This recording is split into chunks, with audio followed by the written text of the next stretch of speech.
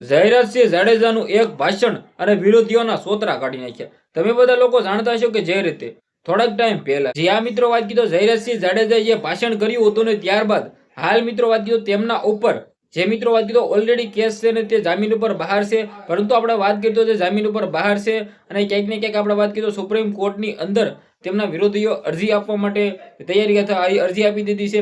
જેમની અંદર જયરાજસિંહ જાડેજા તમે બધા લોકો જાણતા છો કે શરતો મુજબ જામીન ઉપર બહાર છે.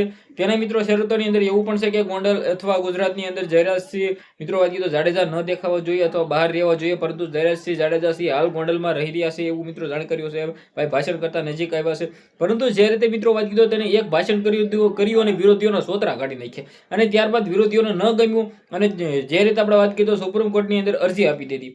હવે અરજીની અંદર ક્યાંક ને ક્યાંક તમે બધા લોકો જે રીતે જોયું ભાઈ હાલ જયરાજભાઈ જાડેજાનું ગુજરાતની અંદર કેવડું સારું એવું નામ છે. ગોંડલની અંદર તો છે જ તે તેમના પત્ની ગીતાબા જાડેજા છે તે તો મિત્રો એમએલએ પણ છે અને ગણેશભાઈ ગોંડલને ગુજરાતની અંદર કોણ નથી ઓળખતું. આવા ચર્ચિત ચહેરા આવા ચર્ચિત નામ અને હાલ મિત્રો સરસામાં આવ્યા છે.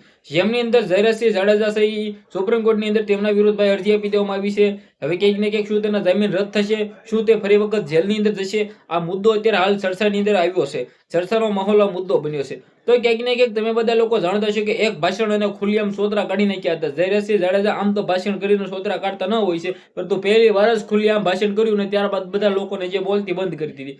હવે આ મામલાને લઈને જયરાજસિંહ જાડેજા વિરુદ્ધ સુપ્રીમ કોર્ટની અંદર અરજી આપી છે. અરજીને લઈને શું ફરી વખત તેમના જામીન રદ થશે, શું જેલની અંદર જશે? અરુરતસિંહ છે મિત્રો વાત કીધું તે તો ભાઈ જેલમાં છે, પરંતુ શું જયરાજસિંહ જાડેજા પણ જેલમાં જશે?